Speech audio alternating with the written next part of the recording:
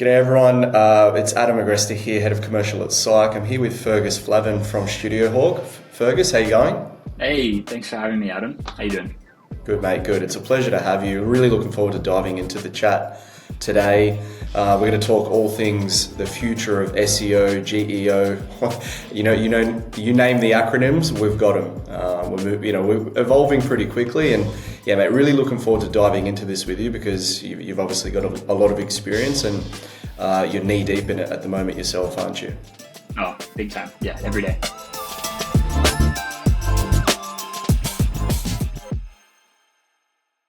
Well, look, for those that don't know you yet, give us the backstory on StudioHawk and your journey into the SEO world. Yeah, awesome. Yeah, StudioHawk is a specialized SEO agency. We're an international agency now, which is amazing. We've got offices in London, we've got offices in the US in Atlanta, and Melbourne and Sydney. I started in Melbourne as a junior SEO specialist and got a really good opportunity to move to Sydney to start the Sydney office maybe about 2 years ago now. I was kind of like, staff member number one on the ground, and I've grown it from there. I've hired some really, really talented people, and we're about, 15 or 16 staff, I believe, as of this week.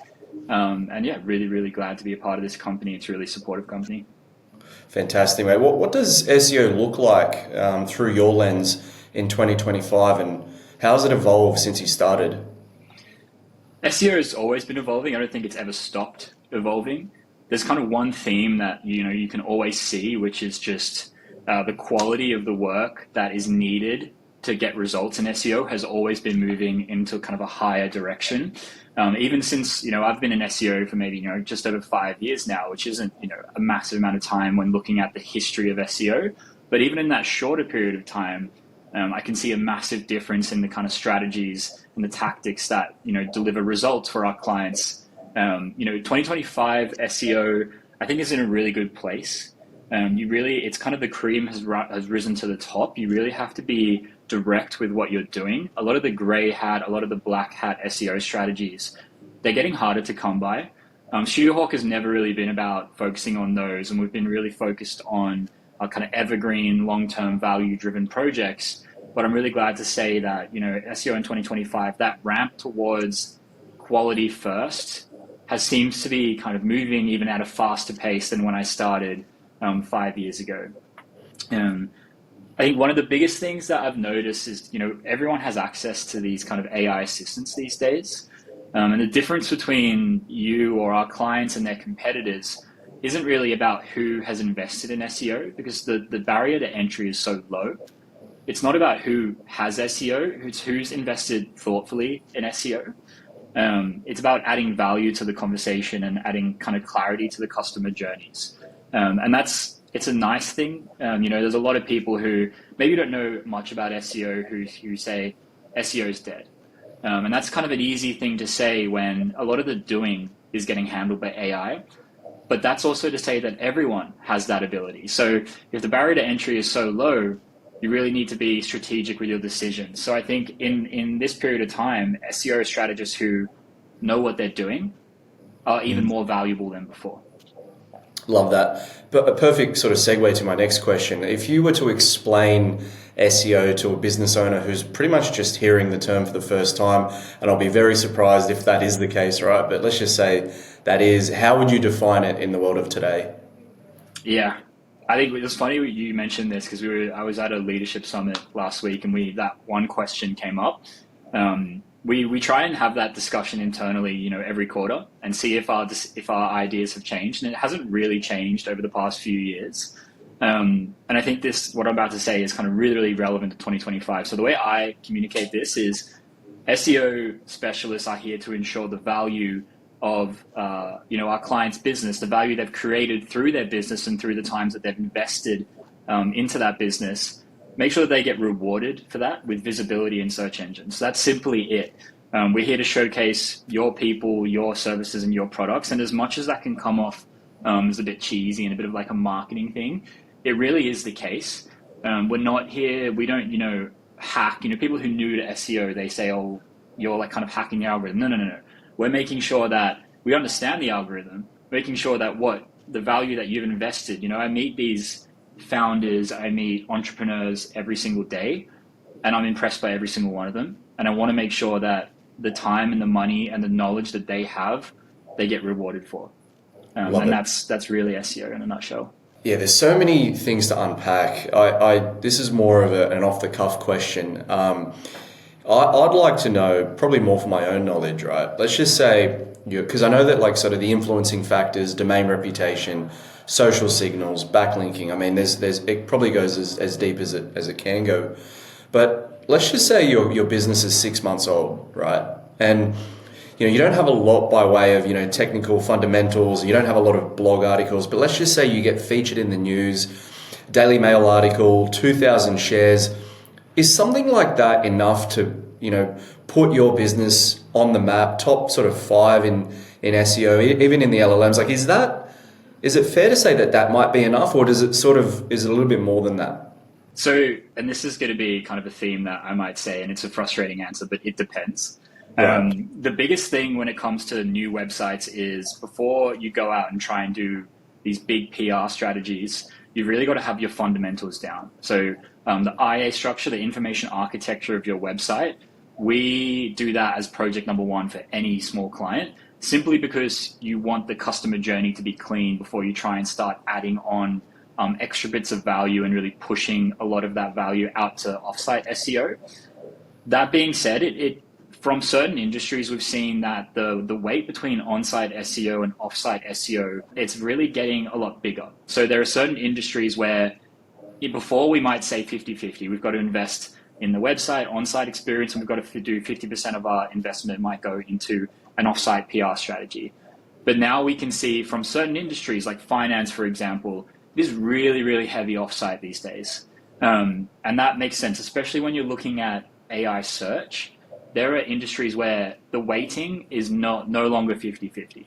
You always have to have really, really good foundations on your website, but you need to use tools, especially when it comes to AI search, to track what the main sources are, who is kind of in charge of the narrative, and go after those offsite domains when it comes to certain industries. So it depends on the niche, but generally speaking, foundational SEO is always going to be, and always has been, the first thing you need to address before you start going for those PR led pieces. Gotcha, that makes sense. And so if we're talking then about the evolution of SEO, it used to all be about backlinks and keywords. And I'm sort of saying this, I think you've already highlighted that although it used to be all about backlinks and keywords, it kind of still is, but it really depends on niche, on the fundamentals.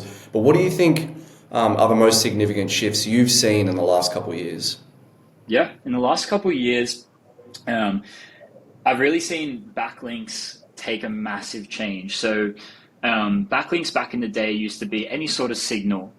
I want to get a link from any website. It's just good, right? It was always a good thing to have a backlink.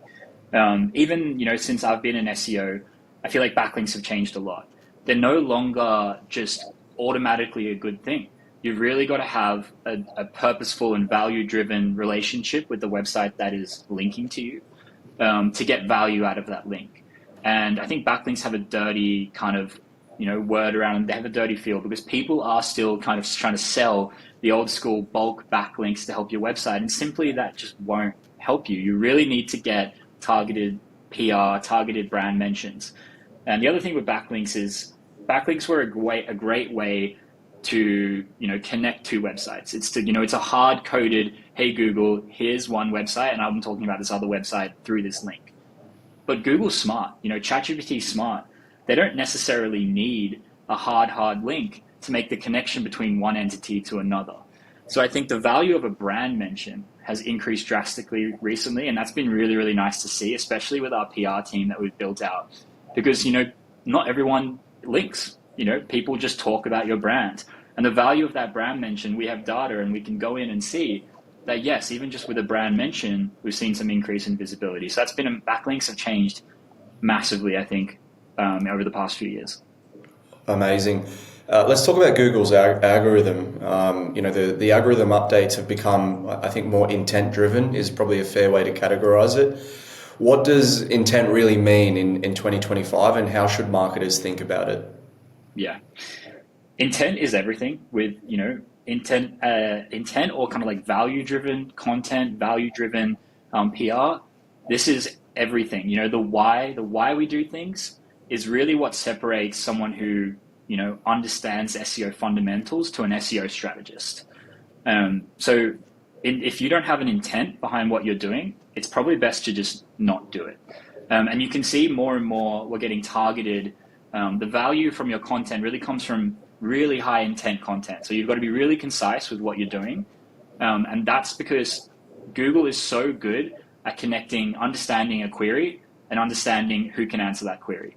So you need to be very, very clear with what you're communicating, and they will find the person who is exactly asking for that content or exactly asking that question. And that's great for the customer. And that's why people are finding, AI overviews or ChatGPT. These are really, really great tools. But if you're not clear with what your intent is, you won't be able to reach those kind of customers. Yeah, and when you say intent, are we referring to pretty much everything within the content that you're putting out in terms of, the intent within the H1, the intent within the copy, within the images? Could you go as far as even saying the images as well? Yeah, talk to us. Correct, yeah. So when it comes to traditional search, you can look at the whole piece. So say you put out an article that's, guiding people on how to use Psyke, for example. Yeah. You could look at the whole piece as an intent, right? The intent is to inform readers, and that's traditional search. When someone asks a question on traditional search, they get 10 links, 10 blogs, pretty much answering the same question in different ways. And they get ranked on who Google thought answered it the best, plus some other signals around brand authority. Right. When it comes to AI search, it's no longer the full piece. It's every single paragraph is evaluated on its own. When I say intent, I'm breaking it down all the way to every single paragraph. Every single heading has to be clear. So when we're writing content these days, especially with ChatGPT focus, we're talking to our writers, we're talking to our clients and saying, okay, this paragraph, what exactly are we answering in this paragraph? Does it open the question? Does it give the data? And does it close the question in one paragraph? And that's just simply the result of a change in how search engines are crawling content. Awesome. Thanks for that, mate. So in terms of long-term compounding authority, how do you balance that with your short-term SEO results? Yeah, this is a really great question because it changes depending on what kind of client you're working with. Obviously, KPIs are needed. You work with an enterprise client, they just simply need to grow. Public companies, they have responsibilities to shareholders. They need organic growth. So you sometimes do need to focus on these kind of short-term wins without losing your kind of long-term vision of where the site is trying to go. I have a perfect example. We work with a client who's quite large in the hospitality niche. They have, a few restaurants around Australia, or not a few, quite a lot. The hospitality niche is very off-site driven. And that's strategic. When people are looking at restaurants, they're looking at what's popular right now, what's fresh. And that's just how the kind of restaurant customer journey is happening. And Google is trying to make their algorithm reflect that customer journey. So if someone gets talked about in Time Out, if some celebrity chef endorses a restaurant, that restaurant's going to get a lot of visibility, but that's a short-term win. As soon as that kind of buzz around that restaurant goes away, that kind of visibility disappears. So we use that, when we need short-term wins, we can really highly target these publications. We can really highly target these kind of celebrity endorsements, whatever it is, to get those short-term wins. But the thing that's worked for this client of ours is the fact that we've never lost sight of kind of growing the evergreen value of the website. So We're constantly adding new value propositions to the website, adding new information around the specific locations. And while it's not necessarily going to blow up your website overnight, when their competitors pop off and outrank them temporarily and then drop off because of some really good PR, we're still there. So it gives us that ability to kind of outweigh the roller coaster that is offsite SEO with short-term offsite SEO wins. And that's really been the main difference. That's why that client has been with us for 3-4 years. It's because they know that this is a sustainable strategy that can go on and give them evergreen kind of growth. Yeah, that's fair. I think sustainability probably is the best sort of the word to underpin everything that you just said. I'm a stickler for silly questions, so sorry if this is one, but does the social element of a business's marketing, does that compete with SEO or does it complement, or both? It 100% complements. So there is, understanding entity SEO, how much people are talking about a business, how are they talking about the business, the sentiment, all of these things impact SEO. So that's why, as an SEO specialist agency, we're investing really heavily in ensuring that our specialists understand other marketing channels. Like, we're not going to go in and update your Facebook post, but we need to make sure that we work with your social media team to ensure that we're actually communicating in the same way. So we're telling a united story, because what they're doing is influencing how people see the brand, and search engines know that, and they take notice of that. So it's not as massively influential as, PR or on-site SEO, but it does impact SEO. So we're not competing, we're actually a united front. And to get results these days, you simply can't just put up a blog and put some keywords in it. That's kind of like the old school SEO. Like, SEOs used to be able to work almost on their own without chatting to the other marketing channels. And that was great for SEOs. We could be like our own little kind of solo operator. We could go to a client and say, I'll do this stuff for you, and you'll get some increased visibility. But as search engines get smarter, they require more from a brand to showcase why they should be ranking for that term. And when I say more, I mean indications from other areas, social media, user-generated forums, Reddit, YouTube videos. All of these things are needed now to really, really drive success. So we need to be a united front as a marketing team across all channels. Love it. In terms of misconceptions that you see, that marketers are still having about SEO today, what are the top sort of 1 to 2 misconceptions? I think what I mentioned before about keyword-driven strategies. So we're not necessarily keyword-driven, we're customer-driven. And I think back in the day, as I said, you used to be able to get away with not necessarily actually adding value to the conversation. And now you really have to do that. So I think people who don't know SEO have that misconception that it is a bit of a hack. It is a bit of a kind of solo operator thing. And that just simply doesn't get results. It is kind of nice. I wish we could do that in some cases, but I'm a big proponent of, I actually like the way search is going. I like the fact that it's getting harder, because it really showcases what we can do. And I think that's the biggest misconception. It's just the old school mindset of SEO. They haven't really, learned about how hard SEO is getting. Yeah, I think that's when you say it's getting hard, but there's also, this is probably a good segue into our next topic, which is the rise of AI and its impact on search. And before the main question that I want to ask, is this helping with those misconceptions? As in, although it's a little bit more challenging, can you see AI now, helping the uninitiated get there a lot quicker than 5 or 10 years ago? I definitely think that it's started to drive another conversation. So I think people kind of, maybe who weren't in SEO, kind of, hadn't talked about it for a while, and had that kind of old school mindset. They didn't realize how fast the algorithm was moving in a direction of kind of value first. And now that AI is out, there's a whole new algorithm.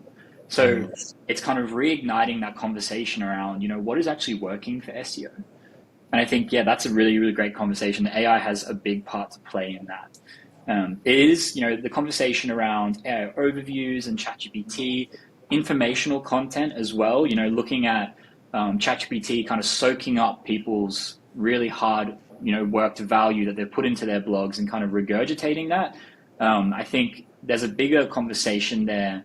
But the reality is you can still do SEO even in these times where ChatGPT and AI overviews are kind of driving zero-click searches for a lot of these kind of informational queries.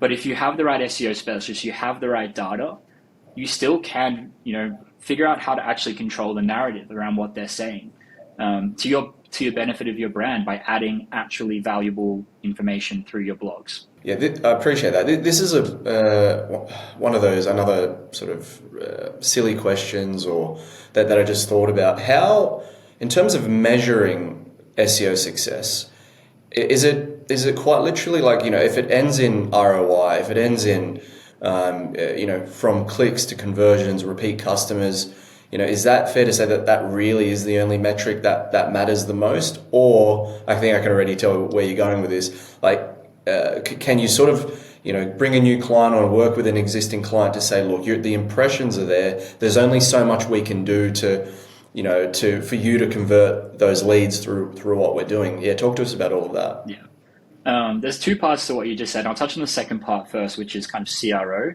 We drive in, of course, we drive in new customers, we drive in visibility, but it's obviously in our best interest to make sure that visibility converts. So obviously we do work with the clients to look for, use the data, maybe it's Google Analytics data, to look for issues where people might be dropping off the website. So that's still really, really important. And people actually engaging with the website is a significant factor in terms of your overall ranking. So we care about that a lot.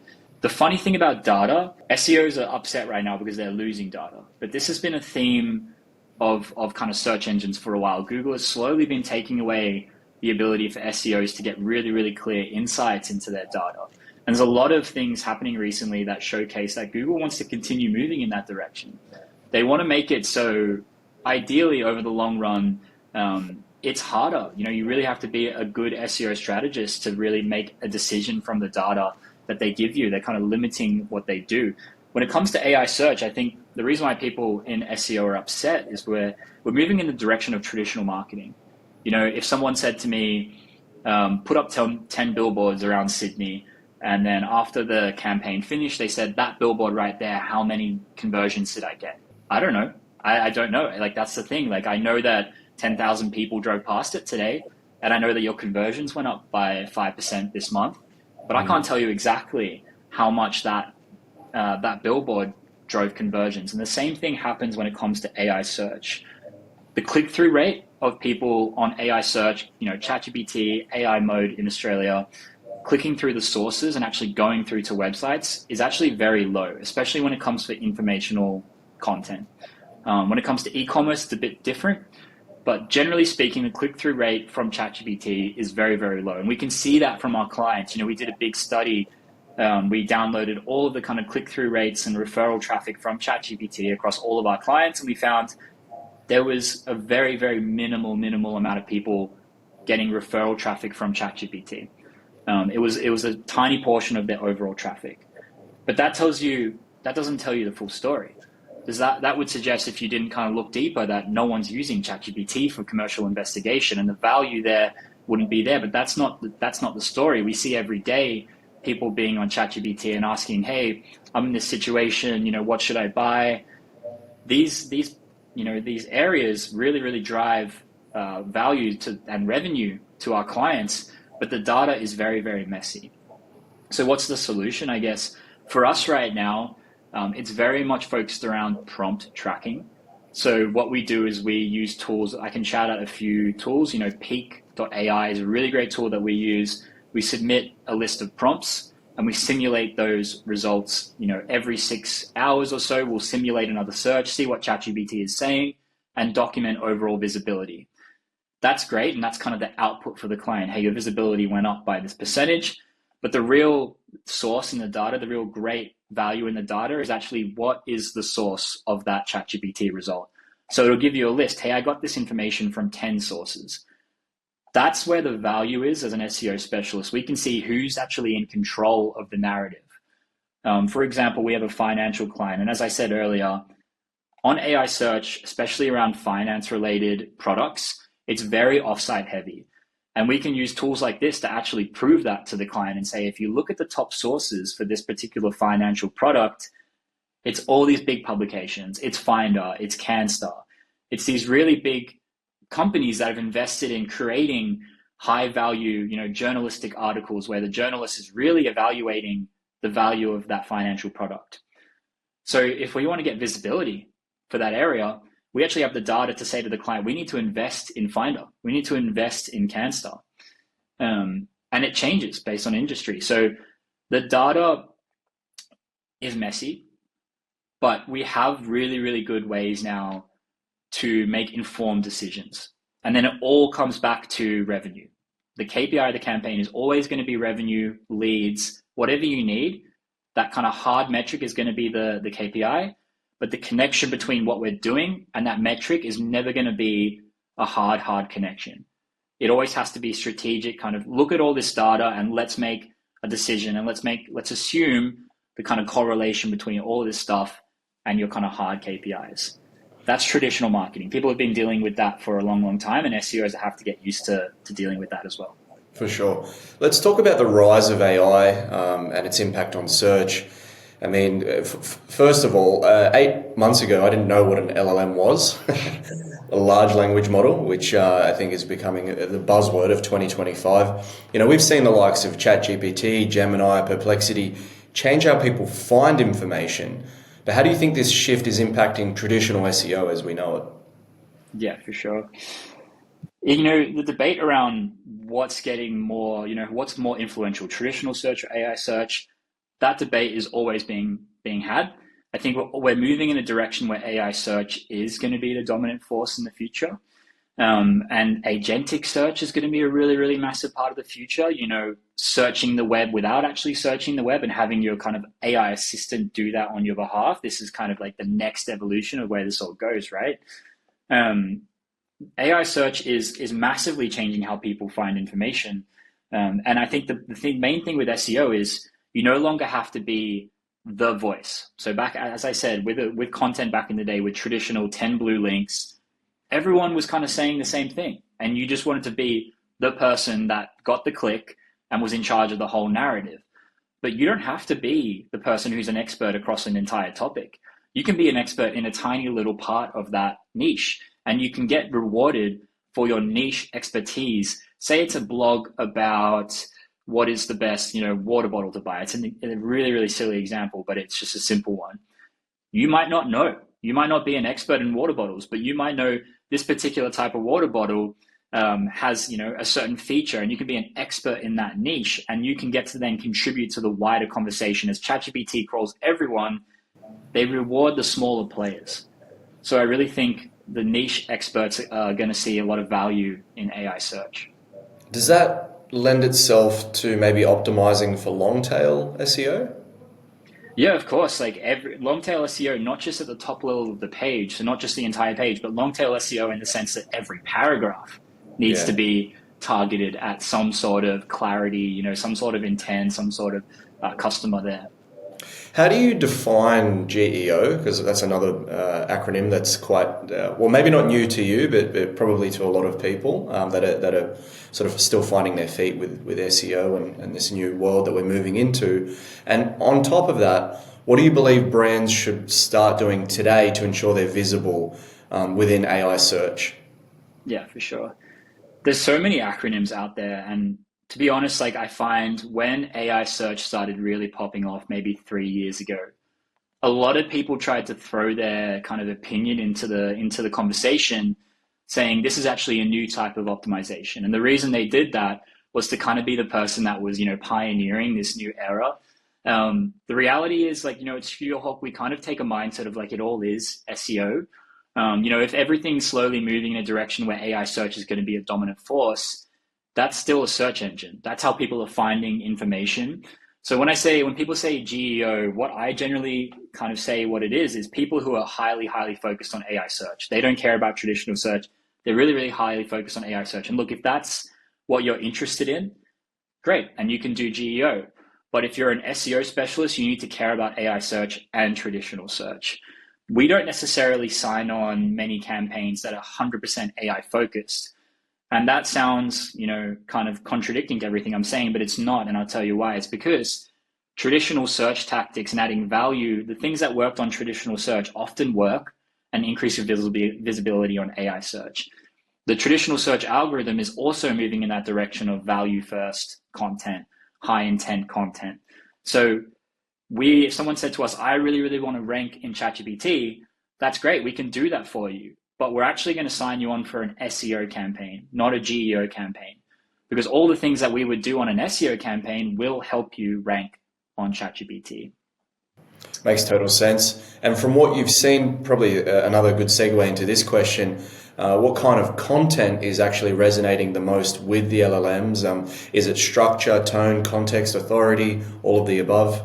It depends on the area. So if we're talking about transactional content, you know, product-driven content, product-led SEO is really, really important these days. Having structure and clarity and explaining the full width of everything you offer is essential. Structure, things like schema, tables, all of these things make it easier for AI platforms to actually consume your content.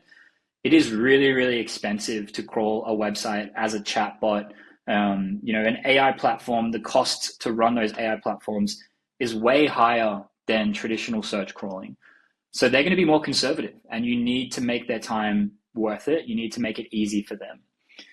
When it comes to informational content, we've mentioned in this kind of chat that it is moving in a direction of just high value, intent driven content, and that's the stuff that resonates.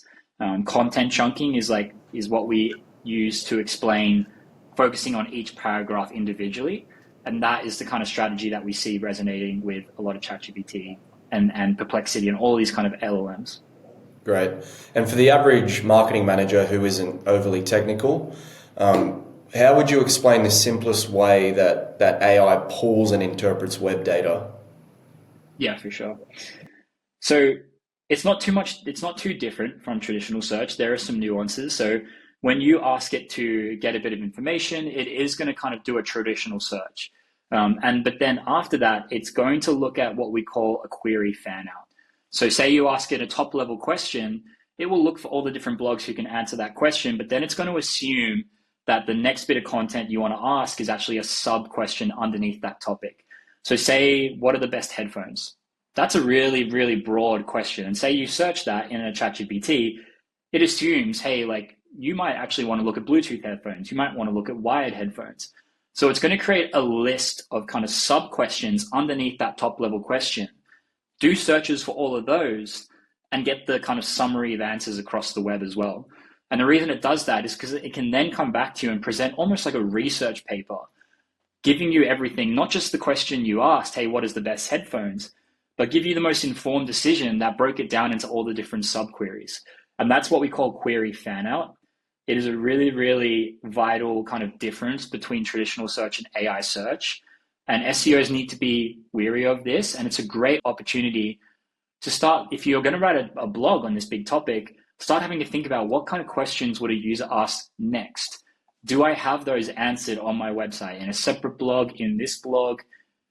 Have I really thought about what the kind of informational customer journey is after they ask this broader question?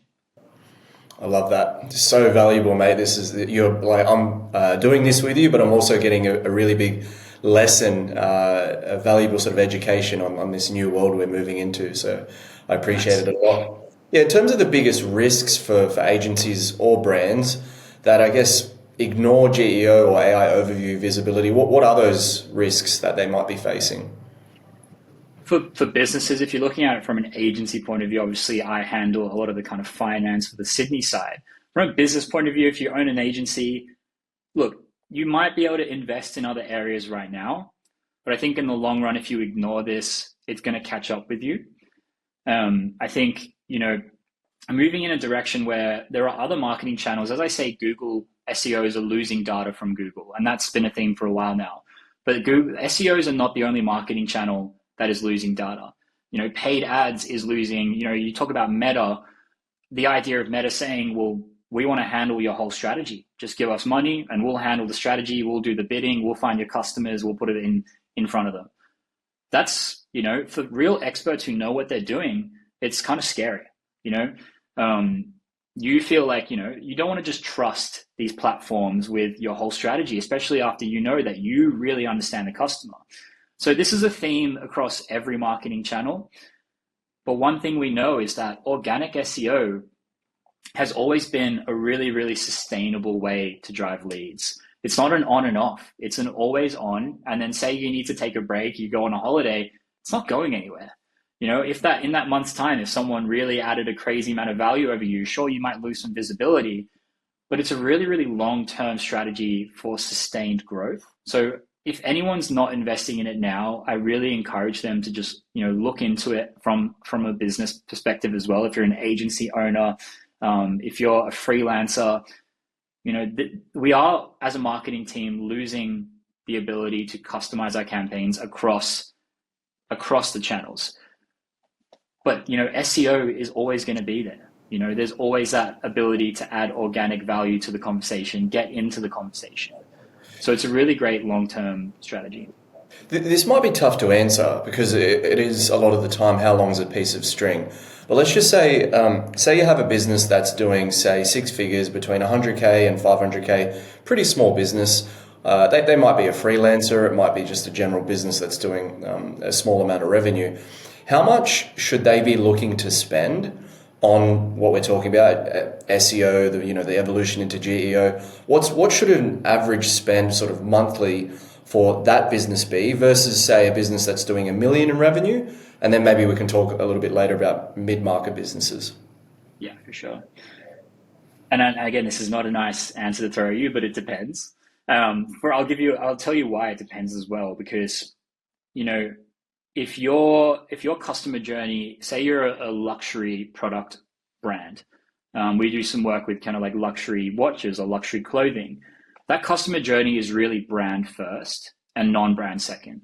There are a lot of these businesses that were built around the brand first, and that's fine. And for those businesses, the investment in SEO is a bit less.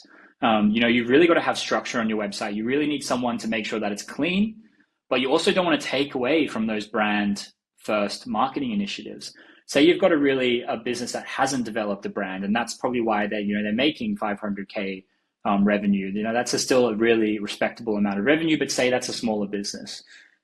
Say they haven't developed that brand, then SEO is perfect for them. That's a great way to target the non-branded customers, new customers, and then hope that your product offering is so good that you start to automatically and organically develop the brand awareness around your business as well. In terms of how much to invest, it changes based on the kind of state of their website. A lot of these new businesses, they come to us, there's no structure on their website.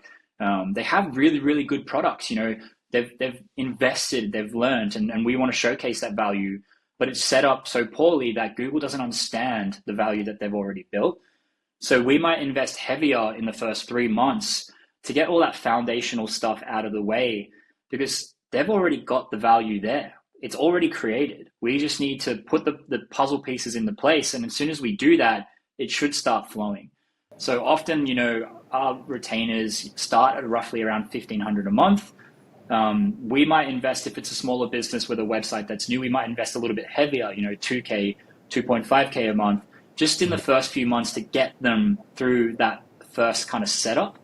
And then we can look at kind of more of a maintenance ongoing strategy. So there isn't one budget for everyone. Everyone's different. And depending on the industry as well, if you require more offsite SEO, that can change the budget as well. If we have to kind of craft these big pitches, that really does take some time.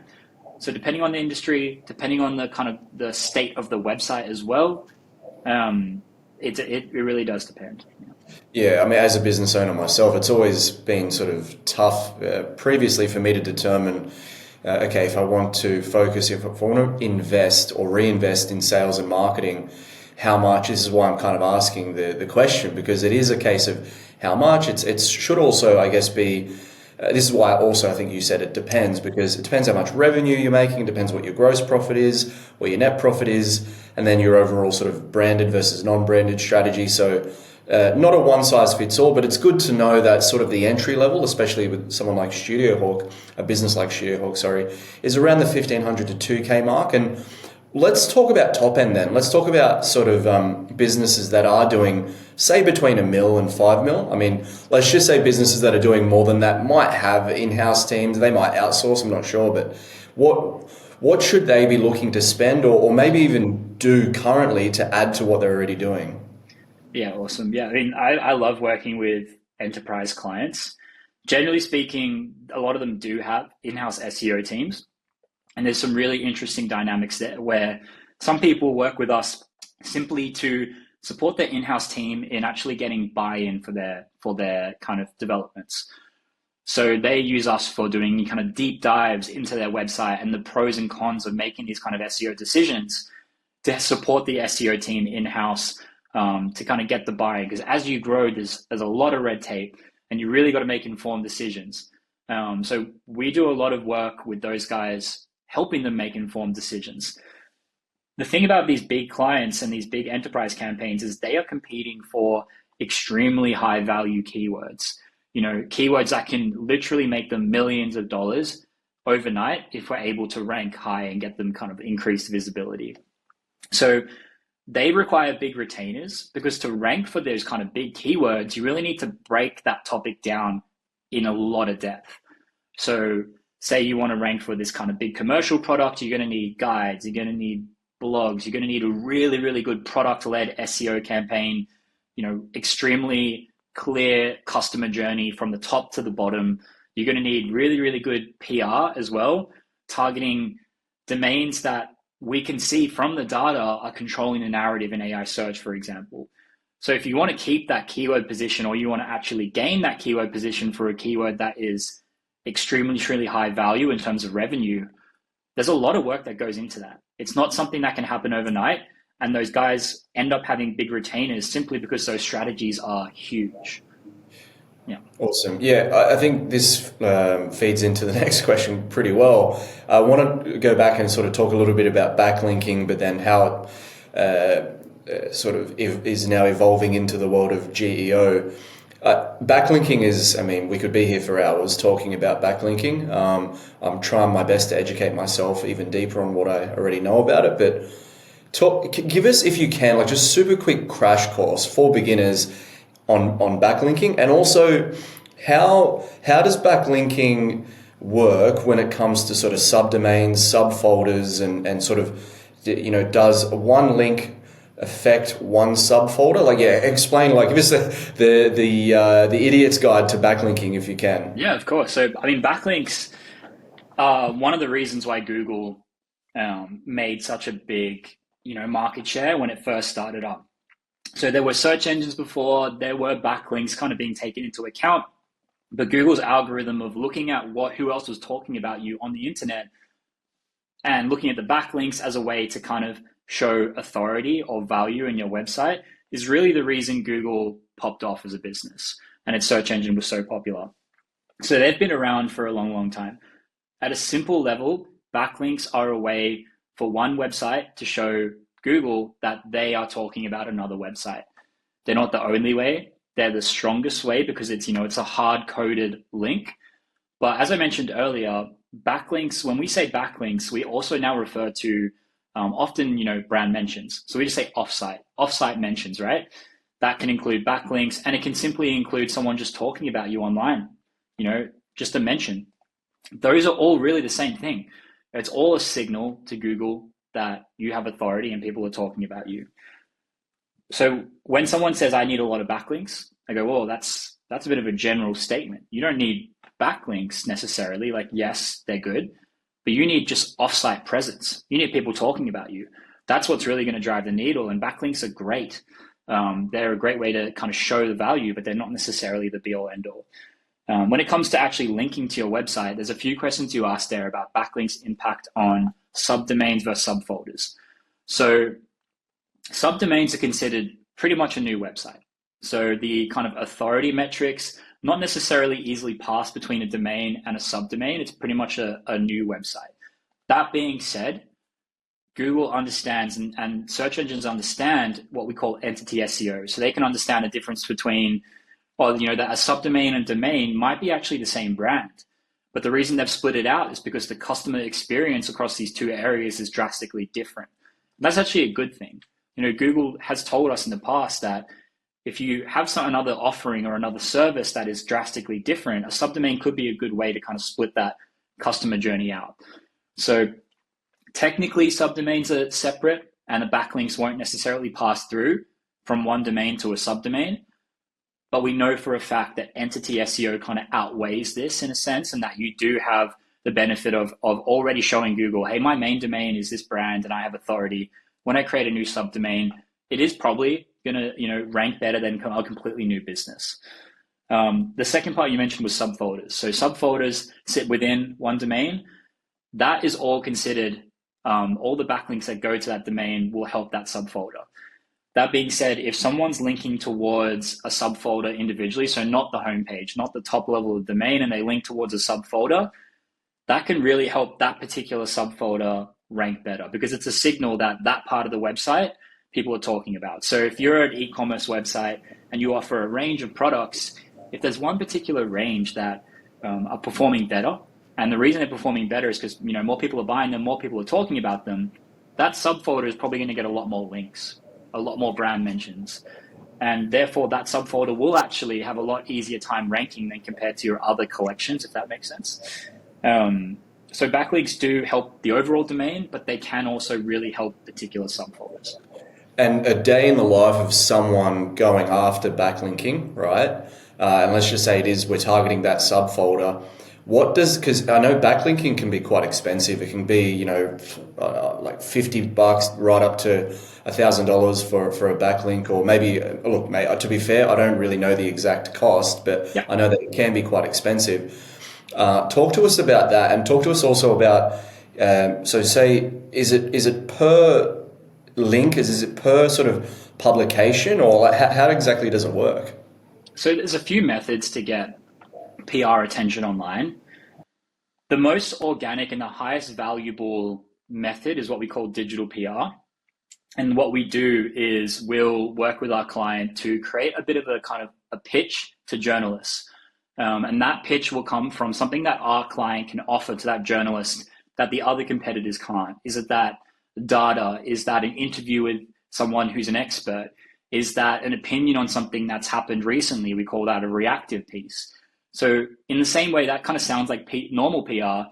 Yes, it is. It is those strategies. And then we'll put together a pitch and we'll go to publications that are highly relevant to that industry that the client is in, because that is a massive impact on the kind of authority and the impact of those links.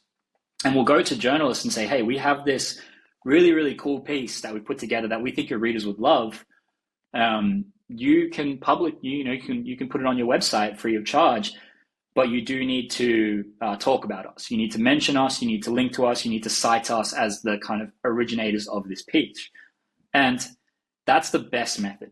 And the issue with that is it is time consuming. It is kind of what we say expensive in the sense that it takes a lot of time.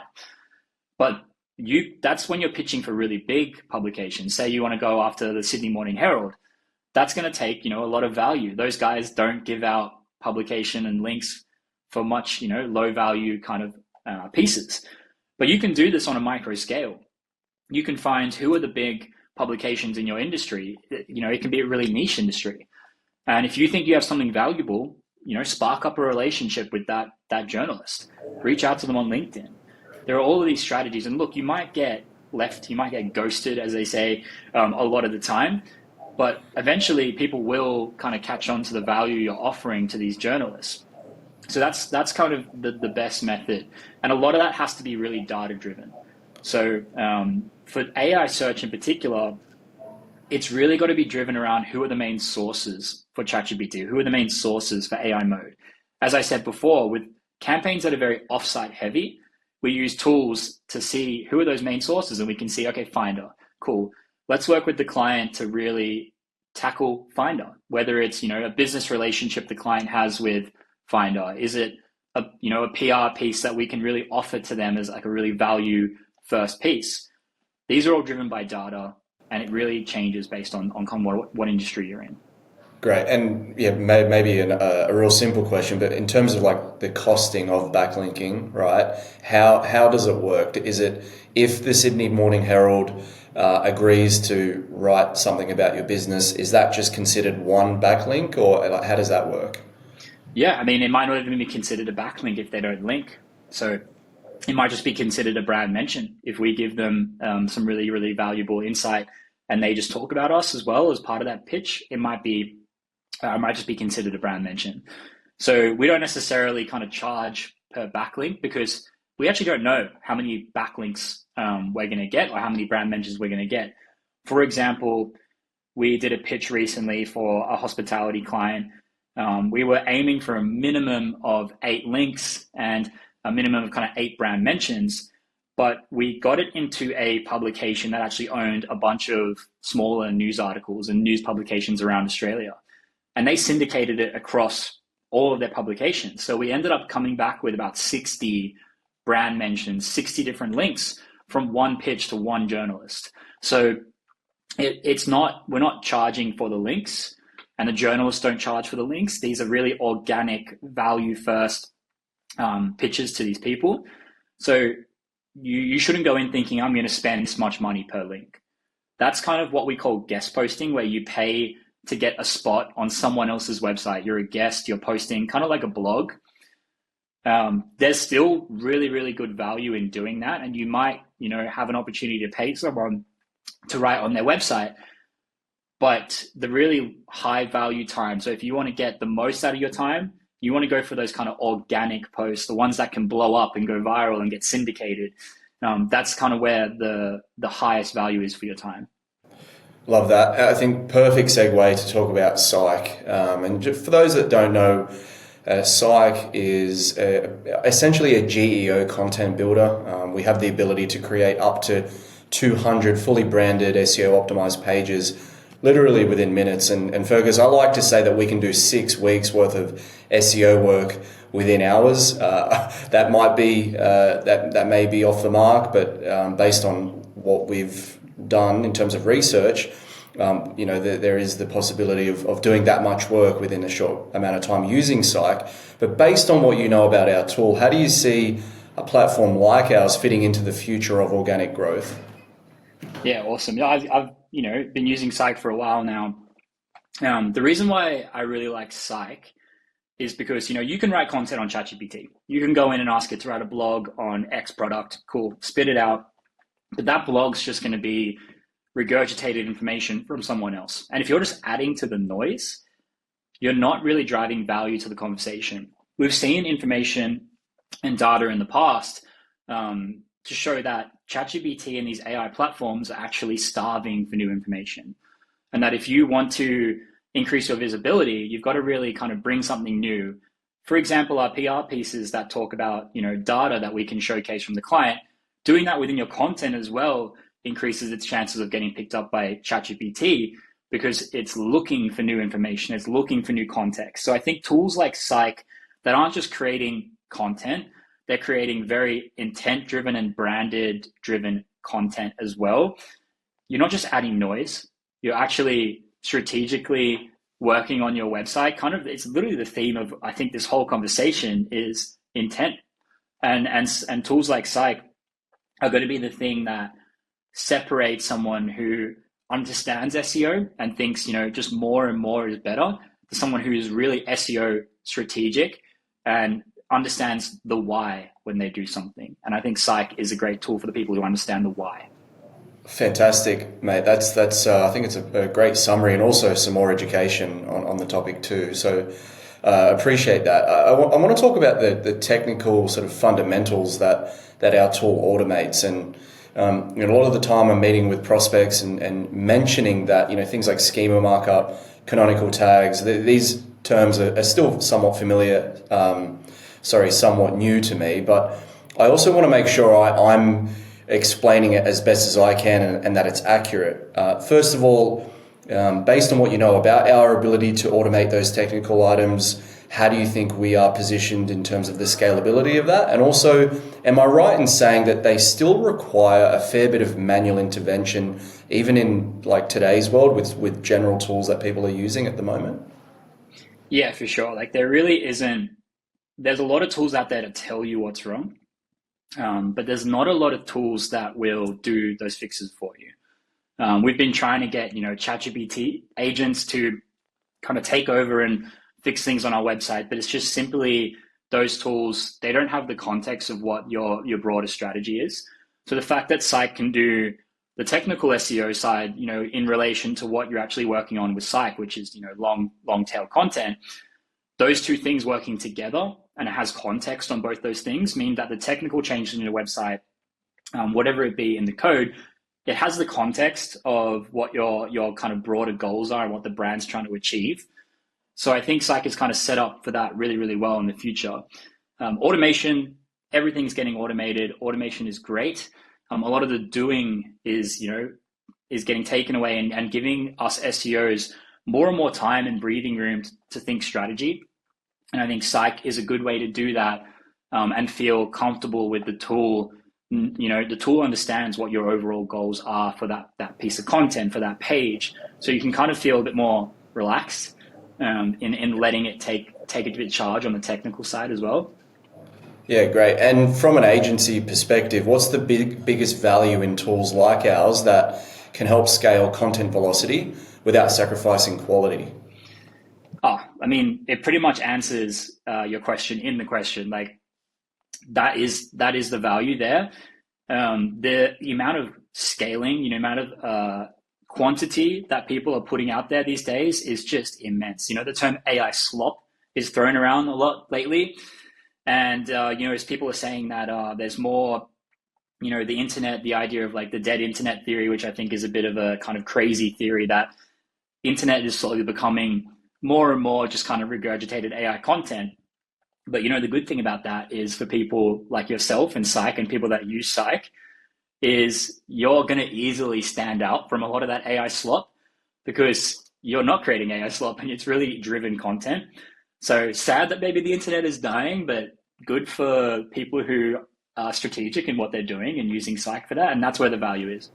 Love that. And I tend to think that more is not enough, as in, I know there's cannibalisation and then there's the issue of if you put out duplicate content, you get penalised for that. But am I right in saying that as long as it's unique, as long as the technical fundamentals are there, then content velocity, if you have the ability to launch 500 or 1,000 pages a month and all the boxes are ticked, that should work in your favour. Is that fair to say? Yeah, it is fair to say. I wouldn't do it if I wasn't using a tool like Psyche because there's no way you're going to have actual value across those 500 pages and you're just kind of blowing out your crawling budget and you're blowing out, again, like the AI slop. But when you're using a tool like Psyche where every bit of content is on brand and every bit of content is really targeted and you're able to input things that your client has like data and insights and those kind of things, if you can do that at scale, massive win. Obviously, like over the long run, if you can really control a lot of the narrative, that's going to be really valuable to you. If someone said to me, I wouldn't say that's a good strategy across the entire SEO if you're not using tools like Psyche. If you're doing it and just getting a script from connecting ChatGPT API, giving it 100 blog titles and saying write blogs on this, post it on my website, red flag. But if you're able to use tools like Psyche to kind of target that content, then it's a really great strategy. The reason why we exist is because marketers traditionally don't have the bandwidth to go after those long tail pages, which there's a lot of opportunity there, especially like you've mentioned on today's call. The more niche you can be, the more specific you can be, the more paragraph specific as well you can be, the more likely the LLMs are to cite your business and the content that you're putting out. Talk to us about what you know about Psyche's ability to handle that bandwidth issue and then help marketing teams scale because of that. Yeah, for sure. I mean, as we've kind of discussed, that creating this valuable content takes a lot of time. It takes a lot of effort. It's expensive. Like it really is. It is a time-consuming task to dig down, sit with the client, find out what the value proposition is, and put that into content. So, being able to do that at scale with Psyche is really the main value proposition, I would say. It is a kind of a money saver. It's a time saver. And if you think the same way I do about SEO, you really want to be using tools like that. Yeah, no, that's perfect. Just one more question about Psyche is sort of you were advising a marketing team using our tool. What would you tell them to focus on first? Is it topic, strategy, structure, authority, user signals, or maybe a few other things? I would say topic strategy. So if you're investing in your business and you say, I want to actually drive more revenue for this particular area of the business. It's a service, it's a collection, whatever it is. I would make sure that you use Psyche to support that. So as I said earlier, results for really transactional keywords, transactional queries, transactional topics, they're hard to get. So you really need to do your on-site product-led SEO and support that at the same time, strategically lined up with tools like Psyche that can really build out a lot of your informational content around that product, around that service. So really being strategic with how and when you use these tools is what I would say. Quick fire prediction. What will SEO look like in 2030? 2030, I want to say not a crazy amount different. I think we're going to be moving closer to AI search. I don't think 2030 is that far away. I think, the technology is there for agentic search. I'm going to say the next big thing in search is obviously going to be agentic search, talking to your Siri and saying, go book me this table. That's going to be the next big thing. The question is whether that, goes really, really big and mainstream sooner rather than later, because the technology is really there now. And my always thought is around like, how will people feel comfortable with this? People don't necessarily feel comfortable giving their credit card to ChatGPT.